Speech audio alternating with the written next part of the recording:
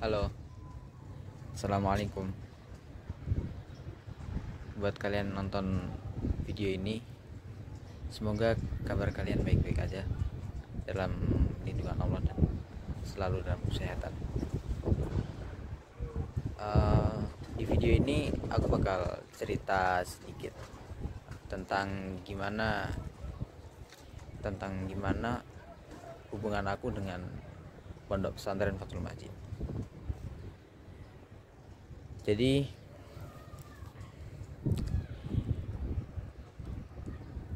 dulu waktu aku masih SD kelas 5, aku pengen banget mondok karena abang, mbak, dan masku itu mondok semua. Terus waktu kelas 5 aku gaungkan suara aku pengen mondok itu ke orang tua aku, ke ibu, ke bapak. Sampai akhirnya waktu kelas 6 aku mendapat kesempatan mewakili sekolahku mengikuti beberapa lomba yang mewakili sekolah di beberapa pondok pesantren di daerah Bojonegoro Barat. Aku datang di Al-Hadi sama beberapa pondok yang lain. Dan aku juga survei pondok pesantren, gimana sih pondok pesantren itu. Aku nonton dari TV, aku cari di berita, cari di ini, dan aku yakin bahwasanya pondok pesantren itu emang bagus. Sampai akhirnya aku berangkat untuk tes, dan waktu itu bangunannya banyak yang belum jadi dan masih dalam proses pembangunan. Nah, waktu itu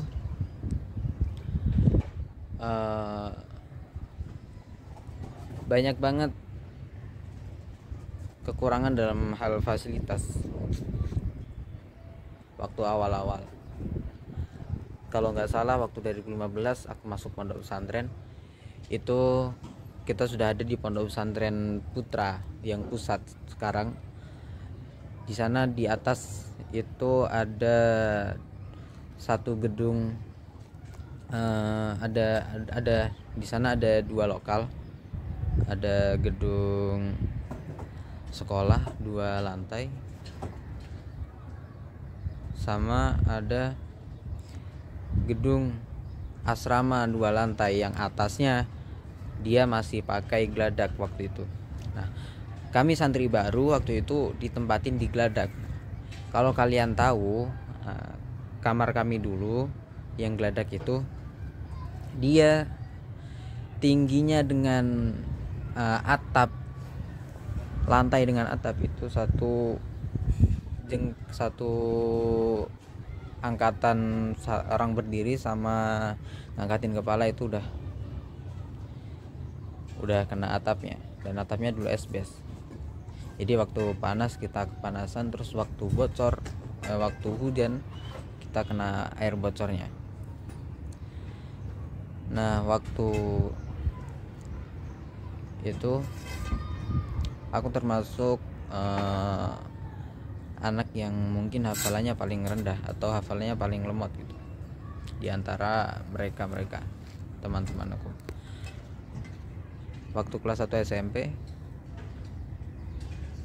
aku paling telat hafalannya. Juz 30 tuh aku paling telat 1 tahun baru hafal. Yang lain udah sampai juz 2, juz 3. Nah, terus sampai kelas 8 hafalanku masih lambat. Kelas 8 banyak yang udah dapat 6-7 juz, aku masih dapat 2 juz. Sampai akhirnya waktu kelas 3 SMP, tepat waktu 4 November, kamu memutuskan untuk mengambil pindah jurusan, dikarenakan waktu itu aku merasa sudah tidak mampu untuk melanjutkan hafalan Quran lagi. Waktu itu disetujui sama abah untuk pindah jurusan, dan alhamdulillah aku termasuk orang-orang yang minal awalin dari orang-orang yang ada di jurusan kitab.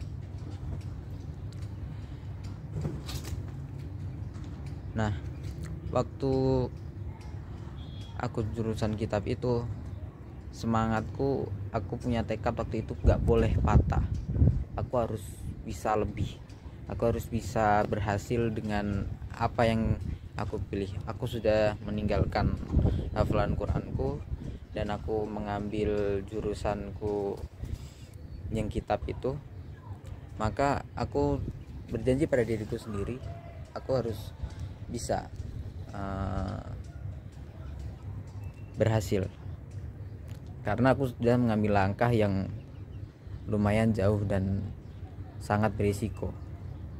Karena dulu jujur saja, waktu kelas 8 atau kelas 9, entah, aku juga udah agak lupa, temanku Rosyid Ridho Ali, dia sekarang alhamdulillah bersama kami ada di Yaman. Sekarang beliau ada di Mukalla ngambil S1 sama kayak kami. Nah, terus dia itu waktu kelas 8 ngafalin Quran 6 bulan, hatam 30 juz. Di situ waktu dia dapat wisuda Qurannya, dalam hatiku aku menangis. Kenapa saya nggak bisa? Saya juga pengen kasih orang tua saya hafalan, saya bisa ini, tapi saya katanya tidak mampu.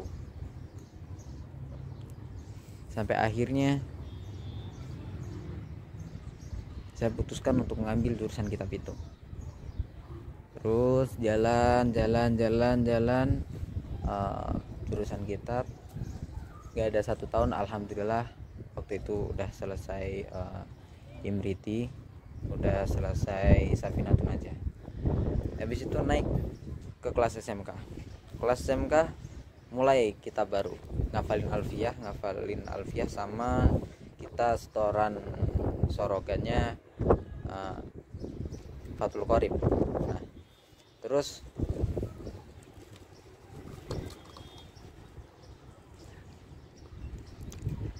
alhamdulillah waktu itu alfiyahnya aku tempuh menghafal dalam jangka waktu sekitar 1,5 tahun.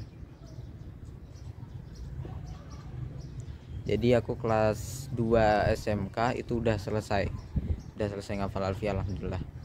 Tinggal murojaah melancarkan aja. Sampai akhirnya di sana terkena serangan Covid segala macam, dan pondok akhirnya membedakan setiap asrama. Alhamdulillah sampai sekarang asrama semua dibedakan. Nah, waktu dibedakan aku dipindahlah ke Rawage, ke asrama Rawage. Di asrama kitab waktu itu di kelas saya ada 4 orang. Di kelasnya Pak Muhaimin ada 6 atau 7 orangan. Saya juga agak lupa, tapi di kelas saya ingat ada 4 orang. Nah, waktu itu 4 orang kita ngulang lagi ngaji dari Imriti. Ya walaupun saya alfiahnya waktu itu udah selesai juga. Apa? Kita ngaji lagi Imriti. Nah, bertepatan waktu akhir tahun itu,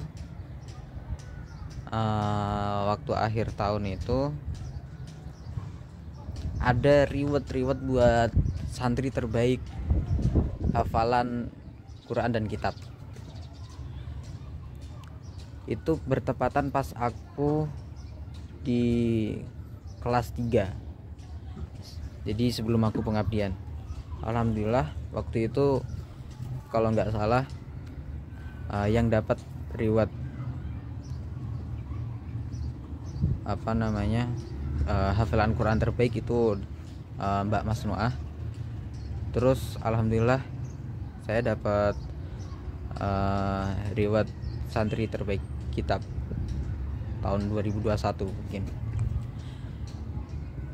Alhamdulillah waktu itu Mama Sunnah dapat umroh dan saya dapat uang 1.500.000. Ya alhamdulillah lah, bisa buat beli kitab kita duitnya itu 1.500.000. Nah, sehabis dari itu aku lanjut lagi ke pengabdian, kuliah, sampai akhirnya aku dulu yang mempunyai cita-cita untuk kuliah di luar negeri itu putus asa karena sudah usaha dari kelas 3 SMK waktu itu sebenarnya, tapi nggak lolos. Terus alhamdulillah dapat perintah mandat dari Abah untuk coba ikut tes di Al-Ahqaf Yaman, dan alhamdulillah langsung lolos.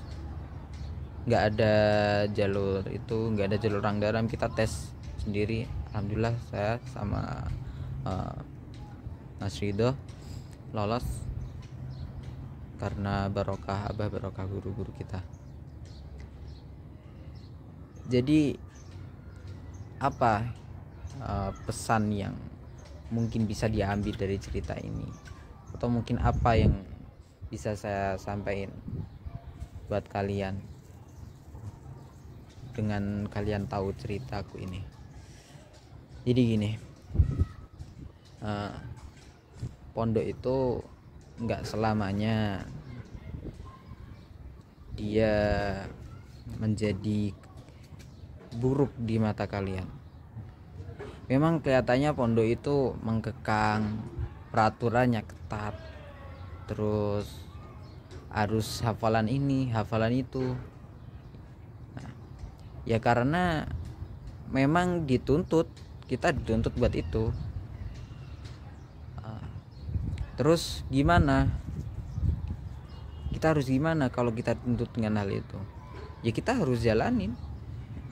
Soalnya ilmu itu dia nggak bisa dibiarin semena-mena,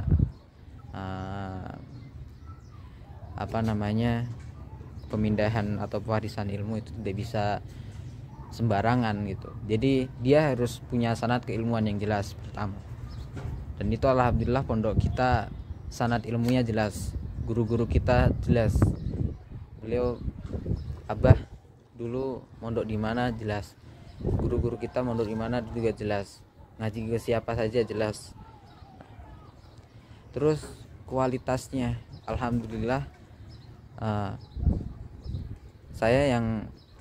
aku yang ngalamin sendiri.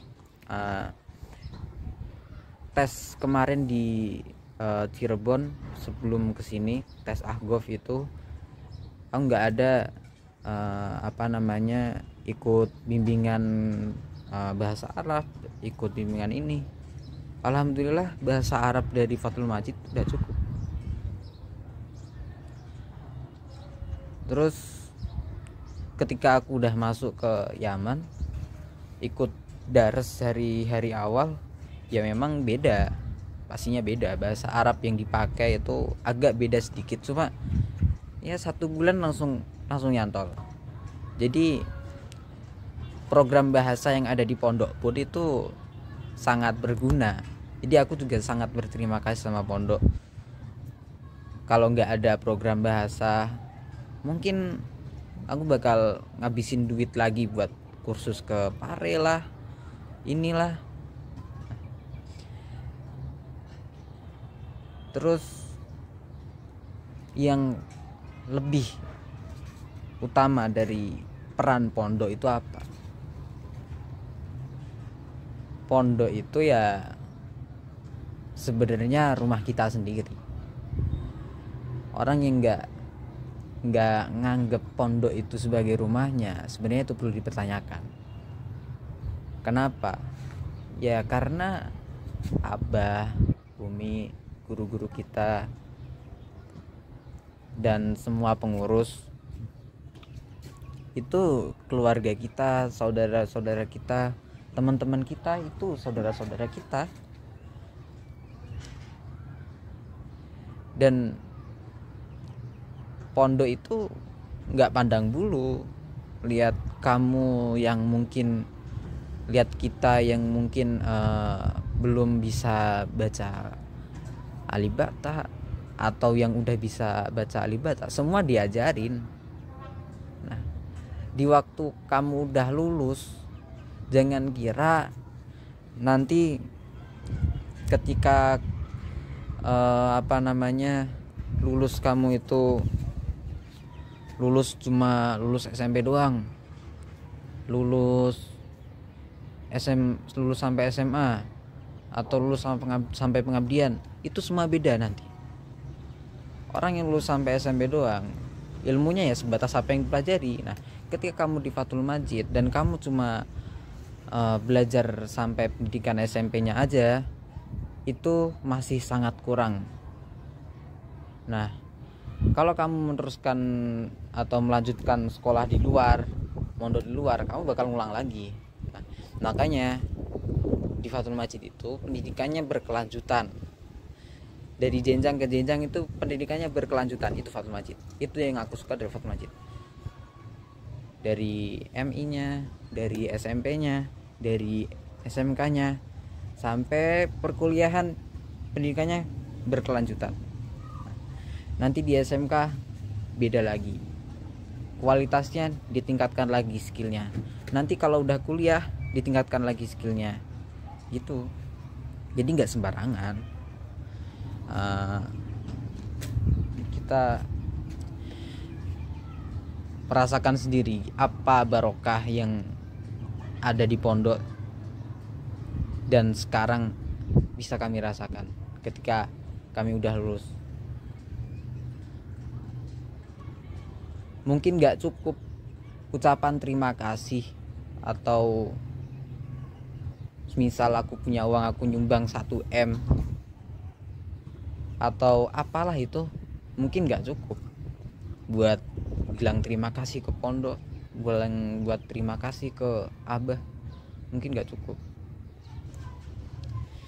Ya mungkin kita kalau sudah pulang akan mewakafkan diri kita, akan mengabdikan diri kita buat pondok. Ya walaupun itu gak sebanding dengan apa yang pondok berikan ke kita dengan bayar yang murah, tapi ilmu yang subhanallah, Quran dapat, ilmu dunia dapat, ilmu akhiratnya juga dapat, sholatnya dapat, jamaahnya dapat. Subhanallah. Makanya orang yang di pondok itu harus bersyukur. Alhamdulillah kami bisa merasakan menjadi santri Fathul Majid, dan kami bangga jadi santri Fathul Majid. Semoga video ini bermanfaat buat kalian. Wassalamualaikum warahmatullahi wabarakatuh.